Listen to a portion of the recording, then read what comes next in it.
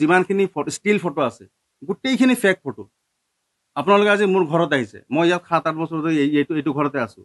আপোনালোকে দেখা পাইছে যিটো ফটো আছে সত্য নহয়, গোটেই ফটো এডিট। মই এইকাৰণে মই ন্যায়ালয়ৰ কাষ চাপিছোঁ যে এইখিনি যদি সত্য হয় তেখেতসকলে ন্যায়ালয়ত গৈ এইখিনি দেখাব লাগিব যে এইখিনি ফটো সত্য। মই এজাহাৰ দাখিল কৰিছোঁ। প্ৰথমতে মই ধীৰাজ নাথ, প্ৰবীৰ চৰকাৰ আৰু আমাৰ বিশ্বজিৎ সৰোজ আছে লগত জড়িত। তাৰপিছত আমাৰ জিতু তিৱাৰী আৰু পোনপ্ৰথমে আৰু মই কে জামান চৌধুৰী, যিজনে মোক ফোন কৰিছে, নিউজ আমাৰ যিজন এংকৰ, তেওঁৰ বিৰুদ্ধে মই FIR কৰিছোঁ। তেখেতে কিবা পৰ্টেল এটা আছিলে, কিবা নিউজ আছাম টক ডিজিটেল চাগে, আছাম টক ডিজিটেল। একদম নিৰন্তন সত্য কথা। মই মনত বহুত ব্যথিত হৈছোঁ আৰু মই বৰ্তমান বৰ অসুস্থতাত ভুগি আছোঁ। কাৰণ আজি সকলোৱে জানে মই সিহঁতৰ লগত একেলগে বহা উঠা খোৱা কৰা। আজি সিহঁতে যে মোক এনেকৈ ব্লেকমেইল, মৃত্যুৰ ভাবুকি, এনেকৈ মোক যে টৰ্চাৰ কৰিব, আৰু এইটো এটা বৃহৎ চক্ৰান্ত এটা বুলি ক'ব লাগিব। কাৰণ ইয়াত এতিয়া সকলোৱে জানে যে কিছু বিৰোধী চক্ৰ আছে, যি ইয়াৰ আমাৰ যি সন্মানীয় বিধায়ক আছে, তেওঁৰ লগত জড়িত কৰি এটা ইয়াত তেওঁক বদনাম কৰিবৰ কাৰণে এই গোটেই খেলটো ৰচনা কৰি আছে। আৰু আপোনালোকে যদি দেখা পাব যে ইয়াত একো নাই, সত্যতা একো নাই, নিউজবিলাকত একো নাই। আৰু 2 নম্বৰ কথা, মই আপোনালোকে নুসুধাৰ আগতে মই ক'ব বিচাৰোঁ যে তেওঁলোকে কৈ আছে মই ঘৰ বনাই আছোঁ। ঘৰটো মানুহৰ এদিনত হৈ নাযায় নহয়। ঘৰটো এটা মানুহে সপোন থাকে বনাম। মইতো ইয়াত ঘৰ বনাই আছোঁ। মই দিল্লী মুম্বাইতো ঘৰ বনোৱা নাই, গুৱাহাটীততো মই ঘৰ বনোৱা নাই। মই ঘৰটো ইয়াতে বনাই আছোঁ। মোৰ গাঁও এইটো, মই ধনিৰাম পথাৰত ল'ৰা হয়, মই ইয়াতে ঘৰ বনাই আছোঁ। ইয়াত নবনাই ক'ত বনাম?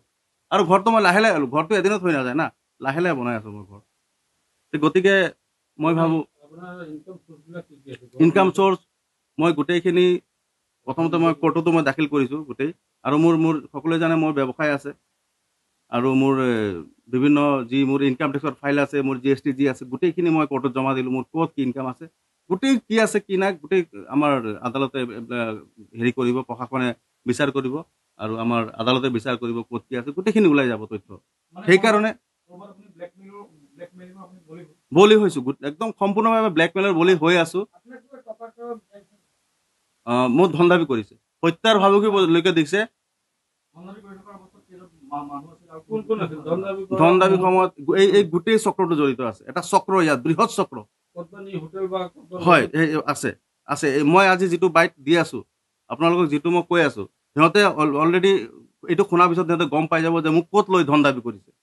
এইখিনি সিহঁতৰ মনত ভয় সোমাই যাব। আৰু মই আপোনালোকৰ ওপৰত ভৰসা আছে মোৰ, আপোনালোকে দেশৰ চতুৰ্থ স্তম্ভ হয়। গতিকে আপোনালোকে যি সত্যতা আছে এইটো আপোনালোকে দেখুৱাব, মই জানো। আৰু আজি যিটো মই কৈছোঁ যে সিহঁতে মোক ধন দাবী কৰিছে নে নাই, ক'ত লৈ গৈছে, কি ধৰণে লৈ গৈছে, গোটেই তথ্যখিনি। কাৰণ এতিয়া মই ন্যায়ালয়ৰ কাষ চাপাৰ লগে লগে মোৰ মাজতো হেৰি হৈ যায়, মই বহুত কথা ক'ব নোৱাৰোঁ। কিন্তু যিখিনি কৈছোঁ এতিয়া আপোনালোকে পৰৱৰ্তী কালত মই আপোনালোকে গম পাই যাব। নাই, মোৰ একচুৱেলি খুব নিজৰ সৰু ভাইটিৰ দৰে ক'ব লাগিব।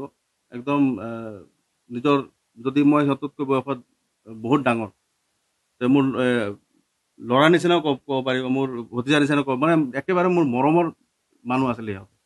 কিন্তু সিহঁতে যে মোৰ লগত এনেকৈ বিশ্বাসঘাত কৰিব, মই ভাবিবলৈ বাধ্য হৈছোঁ। আৰু দলীয় সিহঁতৰ বিভিন্ন দায়িত্বত আছে। এতিয়া মই গম নাপাওঁ, কাৰণ মই নিজেই দলৰ পৰা এতিয়া অব্যাহতি লৈছোঁ। কাৰণ মই মণ্ডল সভাপতি আছিলোঁ আগত, এতিয়া মই দলৰ কোনো দায়িত্ব নাই। হয়, একদম টোটেলি ফেক ফটো। যদি সত্যতা আছে, মই আদালতৰ কাষ চাপিছোঁ, তেওঁলোকে আদালতত গৈ সেই ফটোখিনি সত্যতা মোক আদালতত দেখুৱাব লাগে। মই 5 কোটি টকা মানহানি বিচাৰ কৰোঁ। মই 500 জনৰ ওপৰত কৰিছোঁ। হয়, কেইজনমান, ধীৰাজ নাথ, প্ৰবীৰ চৰকাৰ, আৰু আমাৰ বিশ্বজিৎ সৰোজ, আৰু জিতু তিৱাৰী।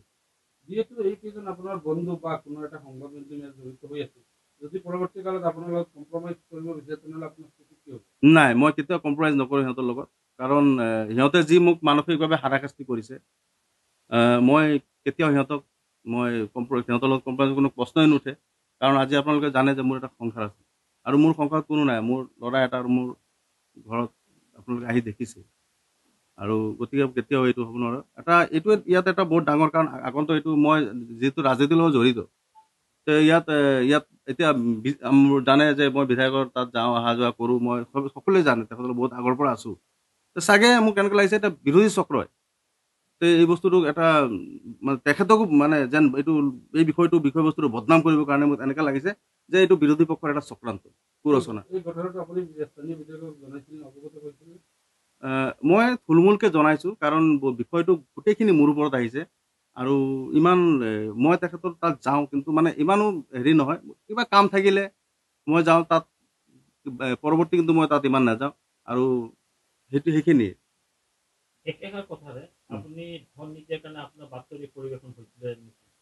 একদম এইটোতো দেখিব লাগি আছে তেনেকুৱা কাৰণ গোটেইখিনি আপোনাৰ মই যিটো কৈছোঁ যে কৰিছে নে আৰু মই এইখিনি কথাও কৈছোঁ যে মোক যে সিহঁতে এস্কেপ কৰি লৈ গৈছে যে মোক যে এই যে কিডনেপ মোক ব্লেকমেইল কৰি যে লৈ গৈছে ইয়াৰ পৰা উঠাই কি ধৰে কেনেকৈ গাড়ী দি লৈ গৈছে এখন গাড়ীৰ পৰা বেলেগ এখন গাড়ী বিভিন্ন এটা মানে এটা ফিল্মৰ নিচিনা ৰচনা কৰি সিহঁতে যে লৈ গৈছে এই কথাখিনি আজি মই দিয়াৰ পিছত সিহঁতে গম পাই যাব ক'ত নিছে কেনেকৈ নিছে গোটেইখিনি মই কোৱাৰ লগে আজি যদি এইটো প্ৰসাৰিত হয় সিহঁতে সোমাই যাব সিহঁতে গম পাই যাব যে ক'ত কি কেনেকৈ নিছে আপোনাক কিমান তাৰিখ লৈ গৈছিল আৰু বাতৰিটো কিমান তাৰিখ প্ৰকাশ পাইছিল মাজত কি গেপ হৈ আছে মোক লৈ গৈছিলে মোৰ ঘটনাটো ধৰক আমাৰ 21 তাৰিখৰ পৰা ধৰক 23 তাৰিখৰ এইবিলাক 21 তাৰিখৰ পৰা 23 তাৰিখৰ ভিতৰত